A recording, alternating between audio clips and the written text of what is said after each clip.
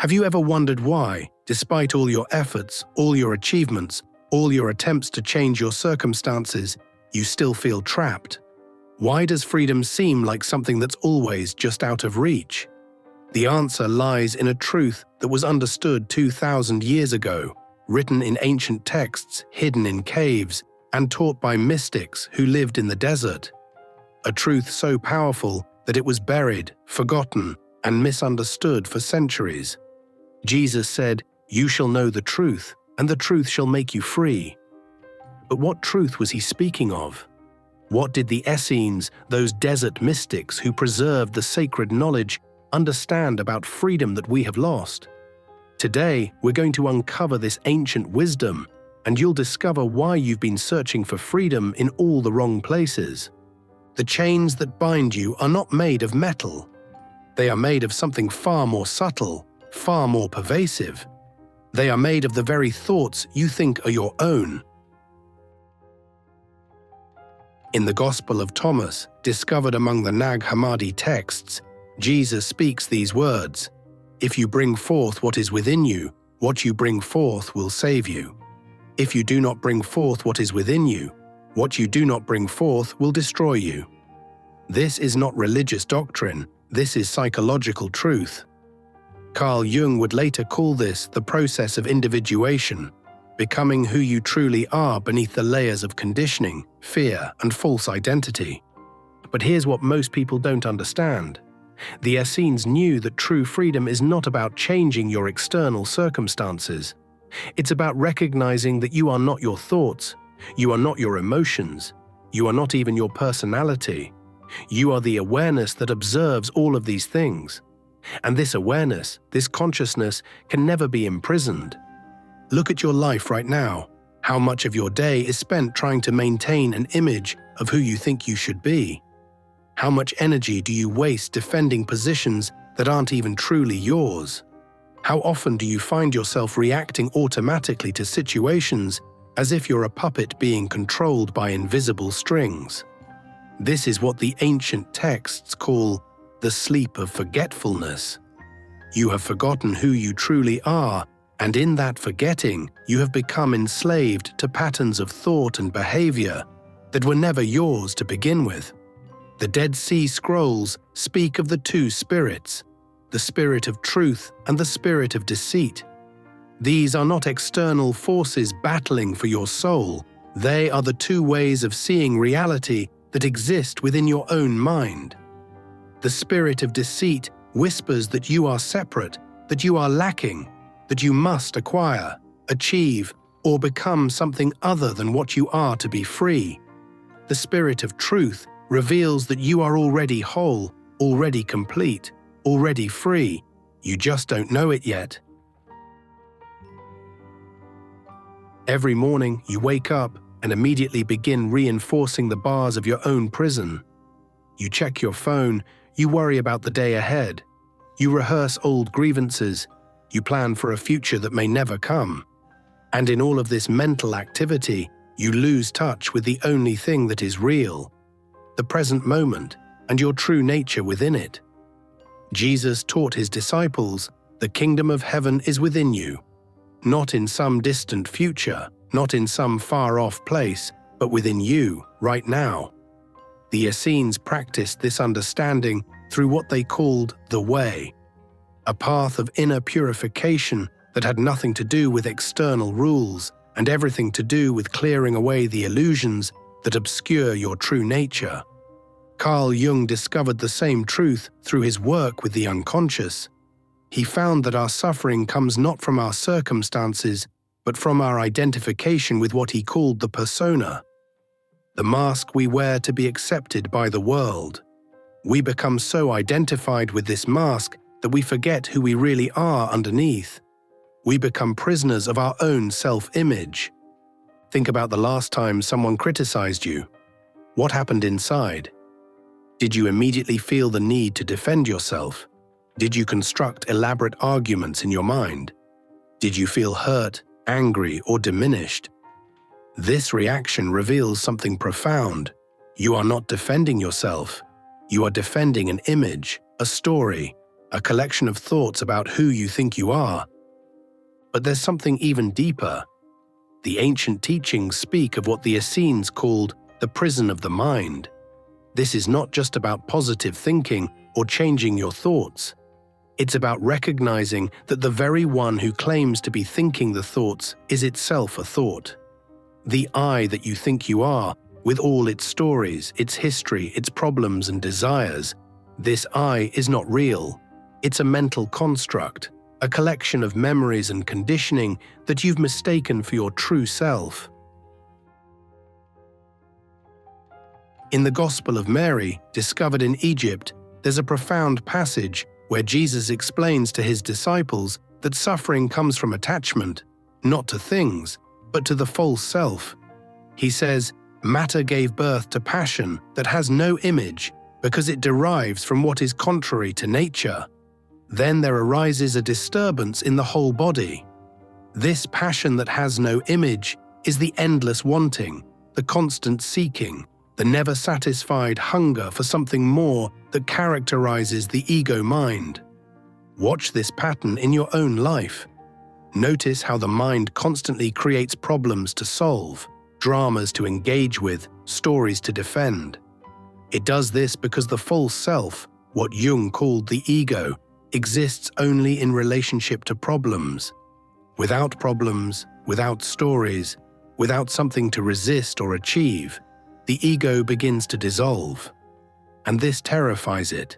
So it keeps you busy, it keeps you worried about the future, regretful about the past, dissatisfied with the present. It convinces you that if you could just fix this one thing, achieve that goal, resolve this relationship issue, then you'll finally be free. But it's lying. The ego can never be free because the ego is the prison. The Essenes understood this. That's why they lived simply, why they practiced silence, why they spent hours in contemplation. They were not trying to escape the world. They were trying to see through the illusion that keeps us feeling separate from life itself. They had a practice called the examination of conscience, but this wasn't about guilt or judgment. It was about becoming aware of the automatic patterns, the unconscious reactions, the ways in which they were being lived by their conditioning rather than living consciously. Modern psychology is now discovering what the ancients knew. Dr. Eckhart Tolle, drawing from both Eastern and Western wisdom, points to the same truth. You are not your mind. The constant stream of thoughts, the internal commentary, the stories you tell yourself about who you are and what your life means, this is not you. You are the space in which all of this appears. But recognizing this is just the beginning. The real work is learning to live from this understanding, and this requires what the Christian mystics called dying to the self. This doesn't mean physical death. It means the death of the false identity that keeps you trapped in patterns of suffering. Every time you catch yourself reacting automatically, every time you notice yourself defending an image of who you think you should be, every time you feel that familiar sense of lack or incompleteness, these are opportunities to step back into your true nature, into the awareness that is always free. Let me give you a practical example. Tomorrow morning, instead of immediately checking your phone when you wake up, try this. Lie still for a few moments and simply notice that you are aware. Don't think about what you're aware of, just notice the awareness itself. This awareness that knows you're awake, that knows thoughts are arising, that knows sensations are present. This awareness is what you truly are. And notice something profound. This awareness is completely free. It's not struggling with anything, not trying to become anything, not lacking anything. The Essenes had a practice they called watching. They would observe their thoughts and emotions without identifying with them, without trying to change them, just watching. Jung called this holding the tension of the opposites, allowing contradictory thoughts and feelings to exist without needing to resolve them immediately. This is not passive resignation, this is active awareness. When you stop fighting with reality, when you stop trying to be someone other than who you are, when you stop seeking completion in external things, something extraordinary happens. You discover that you are already what you are seeking. But here's what most people miss. This watching, this awareness, is not something you do. It's what you are. You don't have to create awareness, you have to stop obscuring it with mental activity. It's like the sun. It's always shining, but sometimes it's hidden by clouds. The clouds are your thoughts, your emotions, your stories about life. When you stop identifying with the clouds, the sun of your true nature is revealed. The Gospel of Philip, another text from the Nag Hammadi library, contains this profound statement. Those who say they will die first and then rise are in error. If they do not first receive the resurrection while they live, when they die, they will receive nothing. This resurrection is not a future event. It's the awakening to your true nature that can happen right now, in this moment. But why is this so difficult? Why do we keep forgetting this truth? Because, as the ancient texts reveal, we have been conditioned from birth to believe that we are separate beings who must earn our freedom, our worth, our happiness. We have been taught to identify with the story of our life rather than with the awareness that witnesses the story. The Desert Fathers, the Christian mystics who followed in the tradition of the Essenes, called this false identification the Great Lie. It's the lie that you are a person who has consciousness, rather than consciousness that is having a personal experience. Think about how you learn to see yourself. From childhood, you are told, you are John, you are Mary, you are good at this, bad at that, you should be this way, you shouldn't be that way. Gradually, you began to believe that you were this collection of attributes, this bundle of memories, this story with a beginning, middle, and end. But what if you're not? What if you're the awareness in which the story of John or Mary appears? What if you're the consciousness that is aware of being good at some things and not others? What if you're the space in which all experiences arise and pass away? Carl Jung spent his entire career studying this phenomenon. He found that what we call mental illness is often just an extreme case of this misidentification. When someone believes completely in their thoughts and emotions, when they can't step back and observe them, they become trapped in their own mental constructs. But even what we call normal mental health is often just a milder form of the same imprisonment. We live our entire lives identified with a false self, defending it, feeding it, trying to improve it, never questioning whether it's real. But freedom is always available. Right now, as you're hearing these words, you have the opportunity to step back from whatever story you've been telling yourself about your life and recognize the awareness that is hearing, that is understanding, that is present in this moment. Jesus taught that where 2 or 3 are gathered in my name, there I am in the midst of them. But what if this isn't about physical gathering? What if it's about the coming together of your divided consciousness, the observer and the observed, the knower and the known, the true self and the false self? When these seeming opposites are recognized as one, Christ consciousness, pure awareness, is revealed. The Essenes called this state the unity of all being.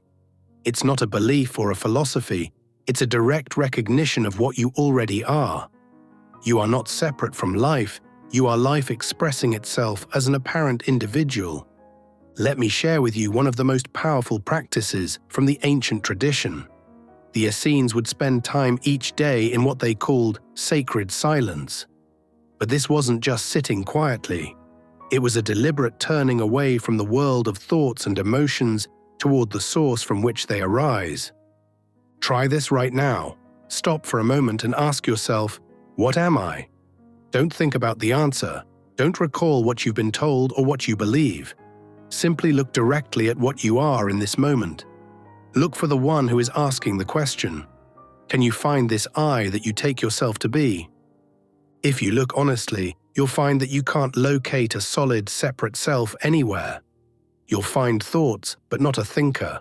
You'll find sensations, but not someone who is separate from them. You'll find awareness, but not someone who possesses it.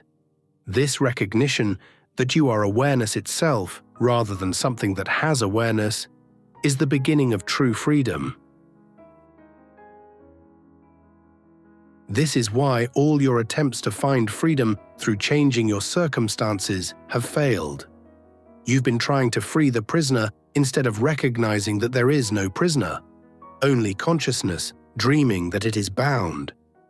The ancient wisdom is clear. Freedom is not something you achieve, it's something you recognize. It's not a future state, it's your present reality obscured by identification with thoughts and emotions. But here's the practical application that changes everything. When you recognize that you are awareness itself, when you stop trying to fix or improve the false self and instead rest in your true nature, your entire relationship with life transforms. You stop being driven by lack and start being moved by love. You stop reacting from fear and start responding from wisdom. The Essenes knew that this recognition doesn't mean you become passive or disconnected from life. On the contrary, when you're no longer defending a false identity, when you're no longer seeking completion outside yourself, you become truly available to serve, to love, to participate fully in the dance of existence. Your job doesn't change, but your relationship to it transforms. Your relationships remain, but they're no longer based on need and fear. Your challenges continue, but you're no longer identified with them as personal problems to be solved by a separate self. Jesus said, "Take my yoke upon you and learn from me, for I am gentle and humble in heart, and you will find rest for your souls." This yoke is not a burden, it's the recognition that you don't have to carry the weight of being a separate self anymore. You can rest in the truth of what you are. Carl Jung called this the union of opposites, the integration of all the parts of yourself that you've rejected or tried to change. When you stop fighting with yourself, when you accept what is, you discover the peace that surpasses understanding, not because your circumstances are perfect, but because you are no longer at war with reality. Here's what this looks like in practical terms. When someone criticizes you, instead of immediately defending yourself, you pause and recognize that the criticism is arising in the same awareness as the thought, "I am being criticized." Both are movements in consciousness, neither more or less real than the other. When you feel anxious about the future, instead of trying to plan your way out of anxiety, you recognize that both the anxiety and the one who is anxious are appearances in the same aware presence that you are. The anxiety loses its grip because there's no separate you for it to threaten. When you feel lonely or disconnected, instead of seeking connection outside yourself, you recognize that you are the connection itself, the awareness in which all experience arises. How can awareness be lonely? How can consciousness be disconnected from itself? The Gospel of Thomas records Jesus saying, "When you make the two into one, and when you make the inner like the outer, and the outer like the inner, and the upper like the lower, and when you make male and female into a single one, then you will enter the kingdom." This is not mystical poetry, it's a precise description of the recognition that dissolves all sense of separation. When you see that the observer and the observed are one, when you recognize that inner and outer are concepts arising in the same awareness, when you understand that all opposites are movements within the same consciousness, then you discover that you are already in the kingdom. You always have been. The freedom the ancient teachings speak of is not freedom from life, it's freedom to live fully, without the constant burden of maintaining and defending a false identity. It's the freedom to be authentic, to respond rather than react, to love without condition, because you no longer need anything from anyone to be complete. This doesn't mean you become emotionless or detached. It means your emotions are no longer running your life. You feel them fully, but you're not identified with them. You experience them, but you're not enslaved by them. They arise in you, but they are not you. But let me be honest with you, this recognition comes with a price. When you stop playing the games that everyone else is playing, when you stop defending a false identity, when you stop seeking approval and validation from others, some people will not understand. Some will be threatened by your authenticity. Some will try to pull you back into the old patterns. The Desert Fathers called this the dark night of the soul, the period when you've let go of the false but haven't yet fully embodied the true. It can be lonely. It can be disorienting, but it's the birth canal of authentic freedom. Jesus knew this when he said, "I have come not to bring peace, but a sword." The sword he spoke of is the discrimination that separates truth from falsehood, reality from illusion, your true nature from the false self you've been conditioned to believe you are. The ancient wisdom traditions all speak of this phase of the journey. The Hindu texts call it the pathless path. The Buddhist teachings speak of the groundless ground. The Christian mystics wrote about the cloud of unknowing. They're all pointing to the same experience, the dissolution of everything you thought you knew about yourself and reality. But on the other side of this dissolution is freedom beyond your wildest dreams. Not the freedom to have whatever you want, but the freedom to want nothing because you recognize yourself as the fullness in which all experience arises. Carl Jung wrote extensively about what he called the circumambulation of the self, the long journey around the periphery of who you think you are until you finally recognize the center from which you've never actually moved. This center is what the ancient texts call your divine nature, your Buddha nature, your Christ consciousness.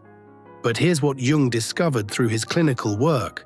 This recognition often happens not through years of seeking, but through a moment of complete surrender. When you stop trying to figure out who you are and simply rest in the knowing that you are, the truth reveals itself.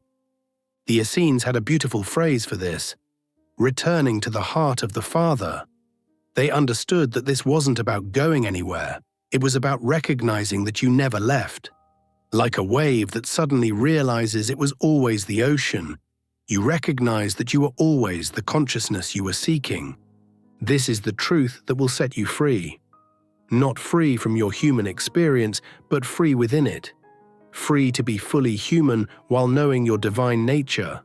Free to play your role in the cosmic drama while never forgetting that you are both the actor and the consciousness in which the entire play appears.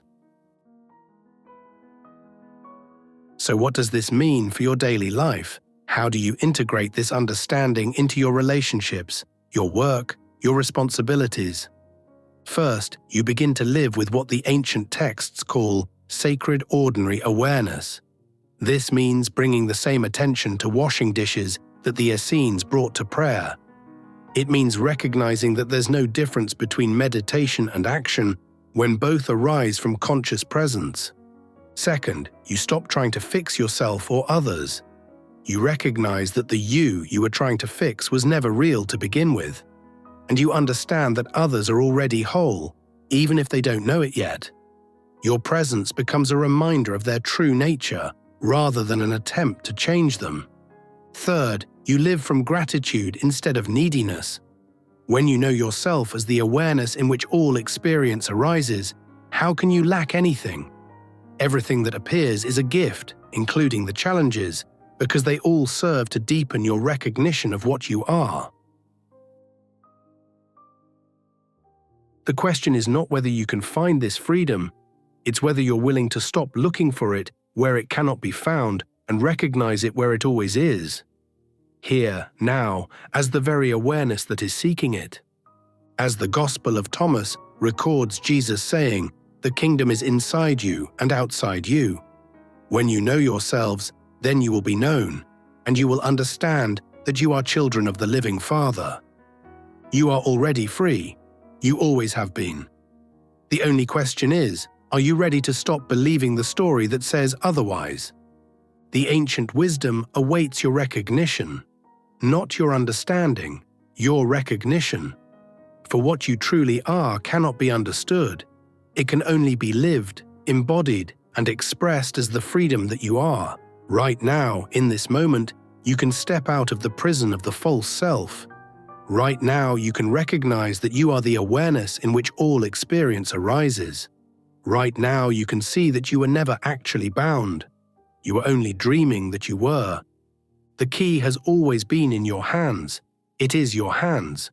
You are both the key and the lock, the prison and the prisoner, the seeker and the sought.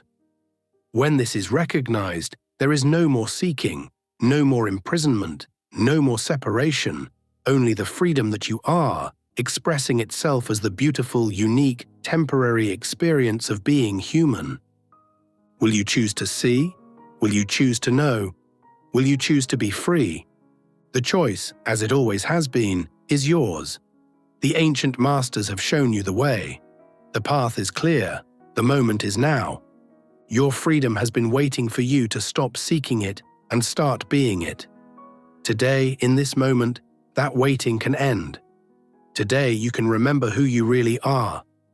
The kingdom of heaven, the recognition of your true nature, is within you. It always has been. It always will be. The only question is whether you'll stop long enough to notice. Are you ready to come home to yourself? Are you ready to live as the freedom you are? The invitation is here. The door is open. Step through.